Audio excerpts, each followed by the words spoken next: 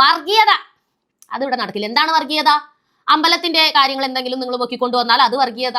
ആചാരം സംരക്ഷിക്കണം എന്ന് പറഞ്ഞാൽ അത് വർഗീയത. ഒരു ഉത്സവം നടത്താൻ പോയാൽ അത് വർഗീയത. കോൺഗ്രസ് സർക്കാരിനെ സുഖിപ്പിക്കുന്നവർക്ക് മാത്രം അവാർഡുകൾ നൽകിക്കൊണ്ടിരുന്ന ഒരു കാലഘട്ടത്തിൽ നിന്ന് അർഹരായവരിലേക്ക് പത്മ അവാർഡുകൾ ചെന്നെത്തുമ്പോൾ മാറുന്ന കാഴ്ചകൾ ഒരുപാട് ഇൻസ്റ്റയിൽ നോക്കിയാൽ നിങ്ങൾക്ക് കാണാൻ സാധിക്കും. കാലി വീഴണ്ട, കെട്ടിപ്പിടിക്കൂ, കൈ കൊടുക്കൂ, എഴുന്നേറ്റ് നിൽക്കൂ, തല ഉയർത്തിപ്പിടിച്ച് നിൽക്കൂ എന്ന്.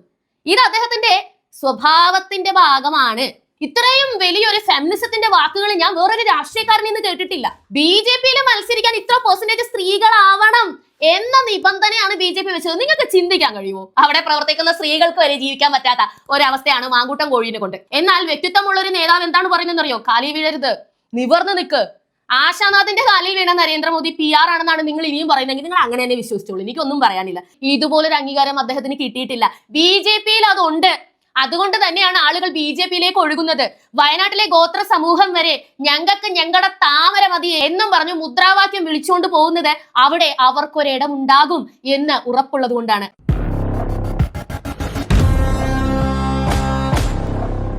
കഴിഞ്ഞ ദിവസം തിരുവനന്തപുരം നഗരം സാക്ഷിയായത് കേരളത്തിലെ കുറെ ആളുകൾ ഒരിക്കലും നടക്കില്ല എന്ന് പറഞ്ഞ ഒരു കാര്യത്തിനാണ്. എന്താണ്? ചാണകം ചവിട്ടില്ല, സംഖ്യയ്ക്ക് വോട്ടില്ല, BJP വരില്ല, ഇവിടെ ഇടതും വലതും മാത്രമാണ്. ഇത് നമ്മൾ കാലങ്ങളായിട്ട് കേട്ടുകൊണ്ടിരിക്കുന്ന ഒരു വാചകമാണ്. എന്താണ് കാരണം? വർഗീയത അതിവിടെ നടക്കില്ല. എന്താണ് വർഗീയത? അമ്പലത്തിന്റെ കാര്യങ്ങൾ എന്തെങ്കിലും നിങ്ങൾ പൊക്കിക്കൊണ്ടുവന്നാൽ അത് വർഗീയത. ആചാരം സംരക്ഷിക്കണം എന്ന് പറഞ്ഞാൽ അത് വർഗീയത. ഒരു ഉത്സവം നടത്താൻ പോയാൽ അത് വർഗീയത. ബാക്കി വേറെ ഏത് മതക്കാർ എന്ത് ചെയ്താലും അതൊന്നും വർഗീയതയല്ല, അത് മതസൗഹാർദ്ദം. ഇങ്ങനെയൊക്കെ പറഞ്ഞിരുന്ന് കേരളത്തിന്റെ ഏറ്റവും ഇമ്പോർട്ടന്റ് എന്ന് പറയുന്ന ഒരു നഗരസഭ BJP വിജയിച്ചിരിക്കുന്ന ഒരു കാഴ്ചയ്ക്ക് കേരളം സാക്ഷ്യം വഹിച്ചു. അപ്പൊ ജനങ്ങളുടെ സ്ഥിതി അല്ലെങ്കിൽ ജനങ്ങൾ ചിന്തിക്കുന്നത് കമ്മിയും പൊങ്ങിയും ഒന്നും പറയുന്നത് പോലെയല്ല എന്ന് തെളിയിക്കുന്ന ഒരു കാഴ്ചയാണ് അവിടെ നടന്നത്. ഇവരൊക്കെ പ്രതീക്ഷിക്കാത്തതുപോലെ അല്ലെങ്കിൽ ഇവർക്കൊക്കെ സഹിക്കാത്തതുപോലെ ഇന്ത്യയുടെ പ്രധാനമന്ത്രി തിരുവനന്തപുരത്തിന്റെ തെരുവുകളിലൂടെ ജനങ്ങളെ കൈവീശി കാണിച്ച് കടന്നു പോവുകയുണ്ടായി. ആ വിഷ്വൽസ് നിങ്ങൾ കണ്ടായിരുന്നോ? നരേന്ദ്രമോദി എവിടെ ചെന്നാലും അദ്ദേഹം പങ്കെടുക്കുന്ന എല്ലാ പരിപാടികളുടെയും വീഡിയോസ് അദ്ദേഹത്തിന്റെ ഫേസ്ബുക്ക്, ഇൻസ്റ്റാഗ്രാം പേജുകളിലൊക്കെ ഷെയർ ചെയ്യുന്നതാണ്. ആർക്കും കാണാം, യൂട്യൂബിലും കാണാം. ഏറ്റവും കൂടുതൽ ലോകത്തിൽ തന്നെ ഫോളോവേഴ്സ് ഉള്ള ഒരു വ്യക്തിയാണ് അദ്ദേഹം. ആ വിഷ്വൽ നിങ്ങളൊന്ന് കാണും.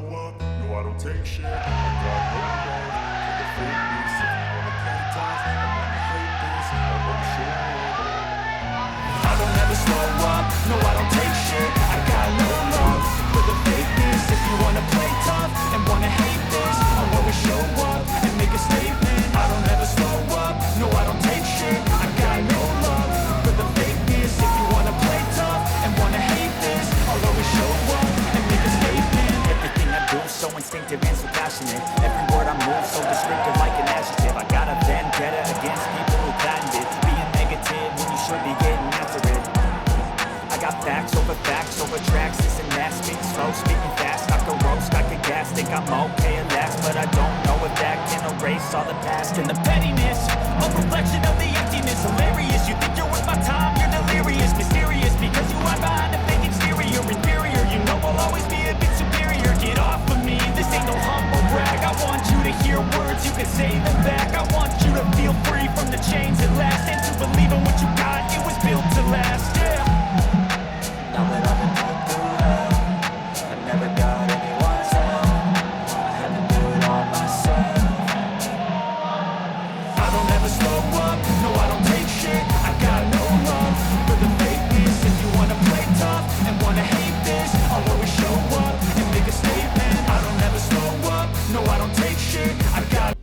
ഇവിടെ അദ്ദേഹത്തെ കാണാൻ നിൽക്കുന്ന ആളുകൾക്ക് അല്ലെങ്കിൽ കൈവീശി കാണിക്കുന്ന ചിരിക്കുന്ന വ്യക്തികൾക്ക് ചാണകം ചവിട്ടില്ല, BJP വേണ്ട, വർഗീയത വേണ്ട എന്നൊക്കെ പറയുന്ന ആളുകളുടെ മുഖഭാവമാണെന്ന് നിങ്ങൾക്ക് തോന്നുന്നുണ്ടോ?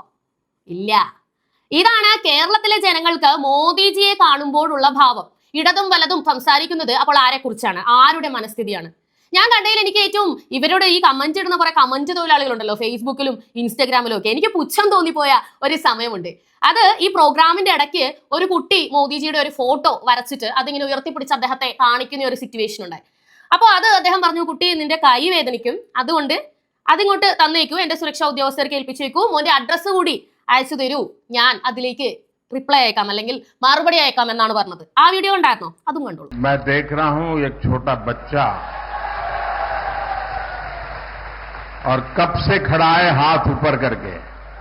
बेटे थक जाओगे, आप अपना चित्र मुझे दे दीजिए, पीछे अपना एड्रेस वगैरह लिख लीजिए, मैं आपको चिट्ठी लिखूंगा और मैं एसपी जी को कहूंगा कि इस बच्चे का जो प्यार है, आशीर्वाद है, वो जरूर ले लीजिए. ഇത് ഫാബ്രിക്കേറ്റഡ് ആണ് കേട്ടോ. ഇത് PR ആണ്. കാരണമായി എന്താണ് പറയുന്നത്? ഇദ്ദേഹം എവിടെ ചെന്നാലും ഇതുപോലെ ചിത്രം വരച്ചുകൊണ്ട് ഒരു കുട്ടി വരും അത്രേ. ഇതൊരു PR ആണ്. അതുപോലെ വന്നിരിക്കുന്ന ഒരു കുട്ടിയാണ് ഇത്. എന്നിട്ട് ഇങ്ങനെ പറയും, അയ്യോ താങ്കൾ ആദ്യം ഇങ്ങോട്ട് ഏൽപ്പിച്ചേക്കൂ, ഞാൻ കത്തയക്കാം എന്ന് പറയും. അപ്പൊ ഇതൊക്കെ ആദ്യം കാണുന്ന ചില ആൾക്കാർക്കാണ് ഇത് കാണുമ്പോൾ വലിയ വിഷമമായിട്ട്, പിന്നെ അവരെ കുറ്റം പറഞ്ഞിട്ട് കാര്യമില്ല. ഇവിടെ PR-ന് വേണ്ടി ചിലരൊക്കെ അടുക്കളപ്പുറത്ത് പോയി പാത്രം കഴുകുന്ന കാഴ്ച വരെ ഇവിടെ ആൾക്കാർ കണ്ടു കഴിഞ്ഞല്ലോ. അപ്പൊ ഏതാണ് PR, ഏതാണ് സത്യം എന്ന് പറയുന്നത് മനസ്സിലാകാതിരിക്കുക എന്ന് പറയുന്നത് ആളുകളുടെ കുഴപ്പമല്ല. പക്ഷെ നിങ്ങൾ ഒരു കാര്യം മനസ്സിലാക്കണം, നരേന്ദ്രമോദി എന്ന മനുഷ്യൻ ഇന്ന് ലോകത്തിന് മുന്നിലെ ഏറ്റവും കൂടുതൽ ആദരവ് നേടുന്നത് അദ്ദേഹത്തിന്റെ വ്യക്തിത്വത്തിന്റെ ഭാഗമായിട്ടാണ്. നിങ്ങൾ ഈ പറഞ്ഞതുപോലെ എവിടെ ചെന്നാലും അദ്ദേഹത്തിന്റെ പടം വരച്ചുകൊണ്ട് ഒരു പയ്യനോ അല്ലെങ്കിൽ പ്രായമായവരോ പലരും വരാറുണ്ട്. അവരോടൊക്കെ അദ്ദേഹം എങ്ങനെയാണ് ഇടപെടുന്നതെന്ന് നിങ്ങൾ കണ്ടിട്ടുണ്ടോ? ഇൻസ്റ്റാഗ്രാമിൽ സജീവമായിട്ടുള്ള വ്യക്തികളാണെങ്കിൽ കുറച്ചുകൂടി നിങ്ങൾക്ക് ഇതിനെപ്പറ്റി മനസ്സിലാക്കാൻ സാധിക്കും. ഞാൻ ഒരു വീഡിയോ കാണിക്കാം.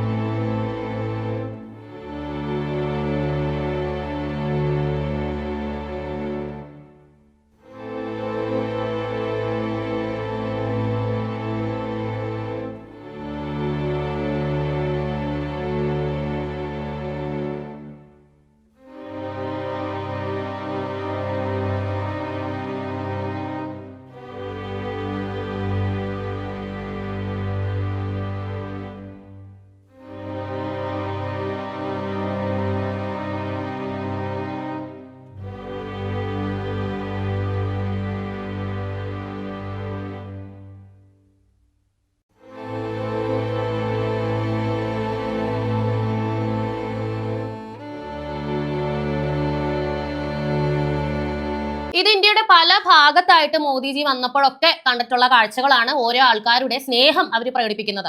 ഇതിനകത്തുള്ള വ്യക്തികളെയൊക്കെ നിങ്ങൾ നോക്കിക്കേ, കാശ് കൊടുത്ത് PR ചെയ്യാനാണ് ഇവരെ കൊണ്ടുവന്നത് എന്ന് പറയാനായിട്ട് നിങ്ങൾക്ക് മനസാക്ഷി ഉണ്ടോ എന്നാണ് ഞാൻ ചോദിക്കുന്നത്. അവരൊക്കെ എത്ര സാധാരണക്കാരാണെന്ന് നിങ്ങൾ നോക്കൂ. ഇതില് പത്മ അവാർഡുകൾ വാങ്ങാൻ വന്നിരിക്കുന്ന ആളുകളെ കണ്ടാൽ തന്നെ നിങ്ങൾക്ക് മനസ്സിലാവും. പീപ്പിൾസ് പത്മ എന്നു മുതലാണ് പീപ്പിൾസ് പത്മയായത്? കോൺഗ്രസ് സർക്കാരിനെ സുഖിപ്പിക്കുന്നവർക്ക് മാത്രം അവാർഡുകൾ നൽകിക്കൊണ്ടിരുന്ന ഒരു കാലഘട്ടത്തിൽ നിന്ന് അർഹരായവരിലേക്ക് പത്മ അവാർഡുകൾ ചെന്നെത്തുമ്പോൾ മാറുന്ന കാഴ്ചകൾ ഒരുപാട് ഇൻസ്റ്റയിൽ നോക്കിയാൽ നിങ്ങൾക്ക് കാണാൻ സാധിക്കും. ഈ കാലിൽ വീഴുന്ന ആളുകളുടെ ഒക്കെ വലിപ്പ ചെറുപ്പം നോക്കാതെ തിരിച്ച് കാലിൽ വീഴുക എന്ന് പറയുന്നത് നരേന്ദ്രമോദിയുടെ സ്വഭാവത്തിന്റെ ഭാഗമാണ്. കഴിഞ്ഞ ദിവസം ആശാനാഥ് കാലിൽ വീണ് വണങ്ങിയപ്പോൾ തിരിച്ച് അവരുടെ കാലിൽ വീഴുന്ന മോദിജിയെ നിങ്ങൾ കണ്ടില്ലേ? എനിക്കിതൊന്നും അത്ഭുതം തോന്നുന്നില്ല. കാരണം മോദിജിയോട് ആരാധന തോന്നി തുടങ്ങിയ നാളുകൾ അത് അദ്ദേഹത്തിന്റെ വ്യക്തിത്വം കണ്ടിട്ടാണ്. ആ സമയം മുതൽ ഈ കാഴ്ച ഞാൻ സ്ഥിരമായി കാണുന്നതാണ്. വലിപ്പ ചെറുപ്പമില്ലാതെ പ്രായമായവരോടാണെങ്കിലും. കാരണം അദ്ദേഹത്തിന് ആരും കാലിൽ വീഴുന്നത് ഇഷ്ടമല്ല. ഇത് കീർത്തി എന്ന് പറഞ്ഞിട്ട്, കീർത്തി ഹിസ്റ്ററി എന്ന് പറഞ്ഞ് നിങ്ങൾ യൂട്യൂബിൽ അടിച്ചു നോക്കിയാൽ കാണാൻ സാധിക്കും. ഹിസ്റ്ററി വെൽ പ്രസന്റഡ് ആയിട്ട്, എന്താ പറയുക, ഇംഗ്ലീഷിൽ തന്നെ നല്ല അടിപൊളിയായിട്ട് പ്രസന്റ് ചെയ്യുന്ന ഒരു കുട്ടിയാണ്. ആ കുട്ടിക്ക് ഇതുപോലെ ഇതിന് വേണ്ടിയിട്ട് ഒരു അവാർഡ് കൊടുത്തിരുന്നു. അപ്പൊ മോദിജിയെ നേരിട്ട് കണ്ട് മോദിജിയിൽ നിന്ന് അവാർഡ് സ്വീകരിക്കാൻ എത്തിയ പെൺകുട്ടി മോദിജിയുടെ കാലിൽ വീണപ്പോ തിരിച്ച് കാലിൽ വീണുകൊണ്ട് പറഞ്ഞതാണ്, കാലിൽ വീഴണ്ട, കെട്ടിപ്പിടിക്കൂ, കൈ കൊടുക്കൂ, എഴുന്നേറ്റ് നിൽക്കൂ, തല ഉയർത്തിപ്പിടിച്ച് നിൽക്കൂ എന്ന്. ഇത് അദ്ദേഹത്തിന്റെ സ്വഭാവത്തിന്റെ ഭാഗമാണ്.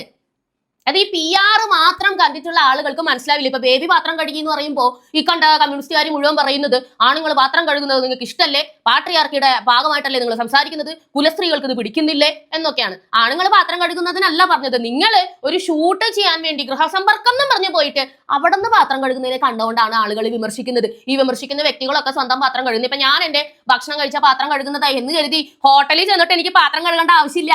അപ്പൊ ഓരോ സന്ദർഭത്തിൽ ഓരോന്ന് കാണിക്കുന്നതിന് ഓരോ കാര്യങ്ങളുണ്ട്. ഇനി ഈ കുട്ടി ഇപ്പം കഴിഞ്ഞ ദിവസം തിരുവനന്തപുരത്ത് വന്ന് ഫോട്ടോ കൊടുത്ത കുട്ടി PR ആണെന്ന് പറയുന്നുണ്ടല്ലോ. ആ കുട്ടിയുടെ അഭിമുഖം തന്നെ ഇപ്പൊ വന്നിട്ടുണ്ട്. അതൊന്ന് കണ്ടു നോക്കൂ. പേരെന്തായിരുന്നു? സിദ്ധാർത്ഥ്. പെട്ടെന്നായിരുന്നു ആശ്ചര്യപ്പെട്ടു അല്ലേ? പ്രതീക്ഷിച്ചിരുന്നോ? ഇല്ല.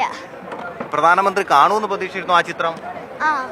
അതുകൊണ്ടാണോ കസേര കയറി ഉയർത്തി കാട്ടിയേ? എന്ത് തോന്നിയ പ്രധാനമന്ത്രി അങ്ങനെ പറഞ്ഞപ്പോ? സന്തോഷം തോന്നി. മോൻ എത്രാം ക്ലാസ്സിലാണ് പഠിക്കുന്നേ? 6. ഈ ചിത്രം വരയ്ക്കാറുണ്ടോ മുമ്പ്? പഠിച്ചിട്ടുണ്ട്. സ്കൂളുകളിലൊക്കെ ചിത്രം രചനയിലൊക്കെ പങ്കെടുത്തിട്ടുണ്ടോ? സമ്മാനങ്ങളൊക്കെ കിട്ടിയിട്ടുണ്ടോ? ഉണ്ട്. പ്രധാനമന്ത്രിയുടെ ചിത്രം എപ്പോഴാ വരച്ചേ? ഇന്നലെ രാത്രി. അതായത് ഇവിടെ വരുന്നതെന്ന് അറിഞ്ഞുകൊണ്ട് വരച്ചാണോ? രാത്രി ഇന്ന് വരച്ചു കൊണ്ടുവന്നു, എന്നിട്ട് ഉയർത്തിക്കാട്ടി. എന്നിട്ട് അതിൽ അഡ്രസ്സൊക്കെ എഴുതി കൊടുത്തു വിട്ടോ? പ്രധാനമന്ത്രി കത്തയക്കാന്നാ പറഞ്ഞേക്കണേ. കത്തയക്കുമ്പോ തിരിച്ചു മറുപടി കൊടുക്കുവോ? ഇന്നലെ രാത്രി 11 മണിക്ക് ശേഷം ഒന്ന് പ്ലാൻ ചെയ്തു, അവന് വരയ്ക്കാമെന്ന് പറഞ്ഞു. അങ്ങനെ പെട്ടെന്ന് അവൻ വരയ്ക്കുകയായിരുന്നു. 2 മണിക്കൂർ കൊണ്ട് വരയ്ക്കുകയായിരുന്നു. ഭയങ്കര സന്തോഷം. കാര്യം മോൻ ചെയ്തതിൻ്റെ അതൊരു ക്രെഡിറ്റബിലിറ്റി അല്ലേ. കാര്യം ആ ഒരു പ്രായത്തിൽ അവൻ അത് കിട്ടുകയെന്ന് പറയാൻ നല്ലൊരു കാര്യമല്ലേ. അതുപോലെ ഇപ്പോഴത്തെ കാലഘട്ടത്തിൽ കുട്ടികൾ ഇതിലേക്ക് തിരിയുന്നതും നല്ലതാണ്. ഒരു പിക്ചർ ഡ്രോയിങ്ങിലോ അല്ലെങ്കിൽ വേറെ എന്തെങ്കിലും ആക്ടിവിറ്റിയിലേക്ക് തിരിയുന്നത് നല്ലതാണ്. കാര്യം അവർക്കൊരു ബ്രെയിൻ ഡെവലപ്മെന്റും കൂടിയാണത്. ഇത്രയും ഒക്കെ കണ്ടിട്ടും ഇത് PR ആണെന്ന് പറയുന്നവരവിടെ പറഞ്ഞോട്ടെ. കാരണം അവർക്ക് ഇത് തിരുത്താനോ തിരിച്ചറിവില്ലാഞ്ഞിട്ടോ ഒന്നുമല്ല. അവര് മനഃപൂർവ്വം പറയുന്നതാണ്. മോദിജി ഈ കാണിക്കുന്നതൊക്കെ PR ആണ്. കുറെ ആൾക്കാർ ഇടുന്നുണ്ട്. വയനാട്ടിൽ ഇപ്പൊ ഞാൻ കാണിച്ച വീഡിയോയിലും വയനാട്ടിൽ ഒരു കുട്ടി ചേർത്ത് പിടിക്കുന്ന ആ കുട്ടിക്കൊന്നും കൊടുത്തില്ലല്ലോ എന്ന് പറയുന്നുണ്ട്. എത്ര കോടി രൂപ കേന്ദ്രം വയനാടിന് വേണ്ടി കൊടുത്തു എന്നുള്ളത് നിങ്ങൾ ഗൂഗിൾ ചെയ്ത് നോക്ക്. നിങ്ങൾക്കൊക്കെ AI എന്ന് പറയുന്ന സാധനം ഇല്ലേ, ഞാൻ മാത്രം എപ്പോഴും എടുത്ത് കാണിച്ചു തന്നാൽ മതിയോ? ഏകദേശം 300 കോടിയിലധികം രൂപ ഇപ്പോൾ തന്നെ വയനാടിന് വേണ്ടി കൊടുത്തു കഴിഞ്ഞു. നിങ്ങൾ ഈ കേരളത്തിന് കിട്ടുന്നില്ല. എത്ര കാലം നിങ്ങൾ ഇതും പറഞ്ഞുകൊണ്ട് നടന്നു? അമൃത് ഭാരത് അടക്കം കേരളത്തിന് കഴിഞ്ഞ ദിവസം സമർപ്പിച്ചപ്പോ നിങ്ങളൊരു മുഖമായിട്ടൊന്നും ഒരാൾ അടുത്തുനിന്ന് കൈയടിക്കുന്നുണ്ടായിരുന്നില്ല. കുറ്റം പറയാൻ ഒരു അവസരം കിട്ടുന്നില്ലല്ലോ, കേരളത്തെ തഴഞ്ഞു എന്ന് പറയാൻ പറ്റുന്നില്ലല്ലോ എന്ന് വിചാരിച്ചുകൊണ്ടാണ് അങ്ങനെ നിന്ന് കൈയടിക്കുന്നത്. ആ വൈക്ലഭ്യം മുഖത്ത് കാണാം. സോ നിങ്ങൾ മനസ്സിലാക്കുക, ഒരു വ്യക്തിക്ക് രാഷ്ട്രീയത്തിൽ വന്നാലും അതുപോലെ ബിഗ് ബോസിന്റെ ഉള്ളിൽ പോയാലും അതുപോലെ സ്വന്തം ജീവിതത്തിലാണെങ്കിലും ഒരു പരിധിക്ക് അപ്പുറത്തേക്ക് അഭിനയിക്കാൻ പറ്റില്ല. അയാൾ എന്താണോ അതാണ് കാണിക്കാൻ പറ്റും. കുറച്ചു നേരം അഭിനയിക്കാൻ പറ്റും. നിങ്ങൾ സുരേഷ് ഗോപി ദേഷ്യപ്പെടുന്നു, സുരേഷ് ഗോപി വളരെ ഇതായിട്ട് സംസാരിക്കുന്നു എന്ന് പറയുന്നുണ്ടല്ലോ, അത് അദ്ദേഹത്തിന്റെ ജെന്യുവൻ പ്രകൃതമാണ്. ഒരാളോട് ദേഷ്യപ്പെടുന്നത് നിങ്ങൾ കണ്ടിട്ടുണ്ട്, അതിനവിടെ ഒരു റീസൺ ഉണ്ടാവും. ദേഷ്യപ്പെടുക എന്ന് പറയുന്ന ഒരു മനുഷ്യന്റെ സ്വാഭാവിക പ്രകടനമാണ്. അതല്ലാതെ 100 പേരെ കണ്ട് അവർക്ക് ആശ്വാസമാവുന്ന, അവരോടൊക്കെ സംസാരിക്കുന്ന, അവർക്കൊക്കെ ഫുഡ് വരെ കൊടുക്കുന്ന ഒരു സുരേഷ് ഗോപിനെ നിങ്ങൾ കണ്ടിട്ടുണ്ടോ? എന്തുകൊണ്ട് കാണുന്നില്ല? അതുപോലെ ഒത്തിരി ഇപ്പൊ നിതിൻ നബിന് തന്നെ ലഡു കൊടുത്തിട്ട് ആ ലഡുവിന്റെ കയ്യിൽ വെച്ചിരുന്ന ഒരു ടിഷ്യൂ പേപ്പർ ഉണ്ടാവില്ല നമ്മളെ കയ്യിലാവാതിരിക്കാൻ, അത് പോക്കറ്റിലേക്ക് വെക്കുന്ന മോദിജിനെ നിങ്ങൾക്ക് കാണാം. അദ്ദേഹം സ്വച്ഛ ഭാരത് എന്ന ക്യാമ്പയിൻ നടത്തുക മാത്രമല്ല അത് പ്രവർത്തിച്ചും കൂടി കാണിക്കുന്ന ഒരു വ്യക്തിയാണ്. അദ്ദേഹത്തിന്റെ വിദേശത്ത് പോയിട്ടുള്ള ഒരു പ്രസംഗം ഞാൻ ഇപ്പോഴും ഓർക്കുന്നു. ഇന്ത്യൻ ഫാഷനെ പറ്റി പറയാണ്. ഇന്ത്യൻ വുമൺ എന്ന് പറയുന്നത് അവരുടെ മുമ്പത്തെ ഫാഷൻ നിങ്ങൾക്ക് അറിയണമെന്നുണ്ടെങ്കിൽ ഇവിടുത്തെ അമ്പലങ്ങളിലെ സ്ട്രക്ചേഴ്സ് നോക്കിയാൽ മതി. ഓരോ പ്രതിമയില് ചെറിയ മിടി ഇട്ടിട്ടുണ്ട്, കയ്യിൽ ഒരു ക്ലച്ചർ, ഹാൻഡ് ബാഗ് ഇട്ടിട്ടുണ്ട്. അപ്പൊ ഈ മിടി എന്നൊക്കെ പറയുന്നത് അന്തകാലം മുതൽ ഇന്ത്യയിലെ സ്ത്രീകൾ ഉപയോഗിച്ചിരുന്നതാണ്. അത് ഇപ്പൊ വന്നതൊന്നും അല്ല. ഇന്ത്യൻ വസ്ത്രം എന്ന് പറയുന്നത് സാരി മാത്രമല്ല എന്ന് പറയുന്ന ഒരു മോദിജി. ഇത്രയും വലിയൊരു ഫെമിനിസത്തിന്റെ വാക്കുകൾ ഞാൻ വേറൊരു രാഷ്ട്രീയക്കാരനിൽ നിന്ന് കേട്ടിട്ടില്ല. ഞാൻ തിരുവനന്തപുരത്ത് അമിത്ഷാ വരുന്ന ഒരു ചടങ്ങിന് പോയപ്പോൾ ഞാൻ പറഞ്ഞില്ലേ, BJP മെമ്പർമാര് ഒരുപാട് പേര്, തെരഞ്ഞെടുക്കപ്പെട്ട മെമ്പർമാര്, BJP മെമ്പർമാർ എന്ന് പറഞ്ഞാൽ പാർട്ടി മെമ്പർമാരല്ല, തെരഞ്ഞെടുപ്പിൽ ജയിച്ചു വന്ന BJPയുടെ മെമ്പർമാര് ഒരുപാട് സ്ത്രീകളാണ്. അപ്പൊ ഞാൻ അവരോട് ചോദിച്ചു, ഇത്രയും സ്ത്രീകൾ ഇങ്ങനെ മെമ്പർമാരായിട്ട് ഞാൻ വേറൊരു പാർട്ടിയിലും കണ്ടിട്ടില്ല, ഇതെന്താണ് ഇവിടെ ഇങ്ങനെയെന്ന് ചോദിച്ചപ്പോൾ അവരെനിക്ക് തന്ന മറുപടി സംവരണം. അപ്പൊ ഞാൻ വിചാരിച്ചു ഓക്കെ, സ്ത്രീ സംവരണം എന്ന് പറഞ്ഞിട്ട് വല്ലതും സർക്കാർ ഇട്ടിട്ടുണ്ടാവും, ഇലക്ഷൻ കമ്മീഷൻ ഇട്ട സീറ്റ് ആയിരിക്കും. അല്ല, BJPയിൽ മത്സരിക്കാൻ ഇത്ര പെർസെന്റേജ് സ്ത്രീകളാവണം എന്ന നിബന്ധനയാണ് BJP വെച്ചത്. നിങ്ങൾക്ക് ചിന്തിക്കാൻ കഴിയുമോ? UDF ആയിക്കോട്ടെ, ഈ പറയുന്ന CPM ആയിക്കോട്ടെ, വലിയ സ്ത്രീ പ്രാതിനിധ്യം പറയുന്ന CPM ഇതുവരെ ഒരു വനിതാ മുഖ്യമന്ത്രി ഉണ്ടായിട്ടുണ്ടോ? ഗൗരി അമ്മയെ അങ്ങ് കൊണ്ടുവന്ന് മുഖ്യമന്ത്രി ആക്കാം എന്ന് പറഞ്ഞ് പറ്റിച്ച് അച്യുതാനന്ദനെ വിജയിപ്പിച്ച ആൾക്കാരാണ് ഇവിടെ ഉള്ളത്. ഒരു കാലത്തും ഇവരുടെ ഭാഗത്തു നിന്ന് ഒരു വനിതാ മുഖ്യമന്ത്രി ഉണ്ടാവും നിങ്ങൾക്ക് പറയാൻ സാധിക്കുമോ? കോൺഗ്രസിന്റെ കാര്യം ഒന്ന് ആലോചിച്ച് നോക്ക്. അവിടെ പ്രവർത്തിക്കുന്ന സ്ത്രീകൾക്ക് വരെ ജീവിക്കാൻ പറ്റാത്ത ഒരവസ്ഥയാണ് മാങ്കൂട്ടം കോഴീനെ കൊണ്ട്. ഈ പ്രിവെന്റ് ചെയ്ത ആൾക്കാരെല്ലാം ശ്രദ്ധിക്കണം. ഇപ്പോഴും അവൻ ജയിലിനകത്താ, മനസ്സിലായില്ലേ? കൂടുതൽ വെളുപ്പിക്കാൻ നിന്നിട്ട് കാര്യമൊന്നുമില്ല. അവൻ ഇരുട്ടത്ത് ചെയ്തെന്താന്ന് അവനറിയാം, ഇപ്പൊ നിയമത്തിലുള്ളവർക്കും അറിയാം. ഇതാണ് അവിടുത്തെ അവസ്ഥ. അതില് രമേശ് ചെന്നിത്തലയുടെ 50 വയസ്സ് കഴിഞ്ഞ സ്വീപ്പർ സ്ത്രീനെ വരെ ഇവൻ റേപ്പ് ചെയ്തു എന്നാണ് പറയുന്നത്. അത്രയും പ്രായമുള്ളതുകൊണ്ട് അവരത് കേസാക്കാൻ നിന്നില്ല. പകരം അലച്ചല്ലി കരഞ്ഞുകൊണ്ട് അവർ രമേശ് ചെന്നിത്തലയോട് വിവരം പറഞ്ഞു. അതുകൊണ്ടാണ് പുറകെ വന്നിട്ട് ഇങ്ങനെ എഴുന്നേറ്റ് നിൽക്കുമ്പോഴും പട്ടി വില കൊടുക്കാതെ മൈൻഡ് ചെയ്യാതെ രമേശ് ചെന്നിത്തല നടന്നു പോകുന്നത്. പക്ഷെ ഇവരൊക്കെയും ഒരു സമയം വരെ ഇതൊക്കെയും മൂടി വെച്ചു. അപ്പൊ നോക്ക്, ഇവരുടെയൊക്കെ പാർട്ടികളിൽ സ്ത്രീകളെ എങ്ങനെയാണ് കാണുന്നത്? എങ്ങനെ ഈ പറയുന്ന പോലെ ആളുകൾ ജെന്യുവിൻ ആയിട്ട് ഇവരെ സ്നേഹിക്കും എന്നാണ് ഞാൻ ചോദിക്കുന്നത്. അടിമത്തത്തിനും മനസ്സിൽ നിന്ന് വരുന്ന സ്നേഹത്തിനും രണ്ടും തമ്മിൽ വ്യത്യാസമുണ്ട്. അടിമകളാണ് കാലി വീഴുമ്പോ എന്താ, കാലി വീണോ നീ, എന്റെ കാലി കടന്നാ മതി നീ എന്ന് പറയുന്നത്. എന്നാൽ വ്യക്തിത്വമുള്ള ഒരു നേതാവ് എന്താണ് പറയുന്നത് അറിയോ? കാലി വീഴരുത്, നിവർന്ന് നിൽക്ക്. ആശാനാഥിന്റെ കാലിൽ വീണ നരേന്ദ്രമോദി PR ആണെന്നാണ് നിങ്ങൾ ഇനിയും പറയുന്നതെങ്കിൽ നിങ്ങൾ അങ്ങനെ തന്നെ വിശ്വസിച്ചോളൂ. എനിക്കൊന്നും പറയാനില്ല. ഞാൻ ഒരു വീഡിയോയും കൂടി കാണിച്ചിട്ട് നിർത്താം. ഇത് തമിഴ്നാട്ടിൽ അമിത്ഷാ വന്നപ്പോഴത്തേക്ക് അവിടെ BJPക്ക് വേണ്ടി പ്രവർത്തിച്ചിരുന്ന ഒരു പഴയ ഒരു പ്രവർത്തകനെ അണ്ണാമല കൊണ്ടുവന്ന അമിത്ഷാജിക്ക് പരിചയപ്പെടുത്തി അടുത്തിരുത്തുന്നതാണ്. അദ്ദേഹത്തിന്റെ മുഖത്തുള്ള നെർവസ്നെസ് നിങ്ങളൊന്ന് ശ്രദ്ധിച്ചു നോക്കുക.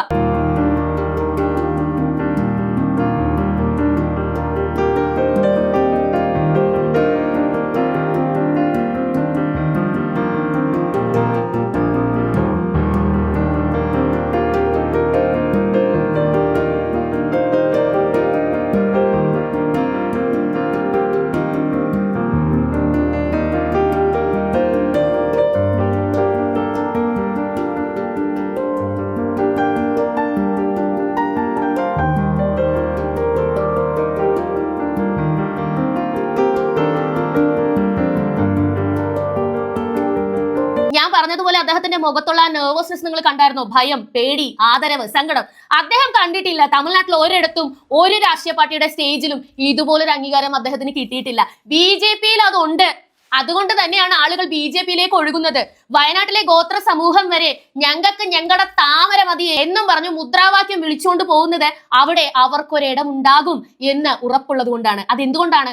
നരേന്ദ്രമോദിയുടെ ഭാരതമാണ്, നരേന്ദ്രമോദിയുടെ NDA ആണ്. അതിന് അങ്ങനെ ആകാൻ സാധിക്കൂ എന്ന് മനസ്സിലാക്കിയത് കൊണ്ടാണ്. തുടർന്ന് കാണുക പോളി ന്യൂസ്.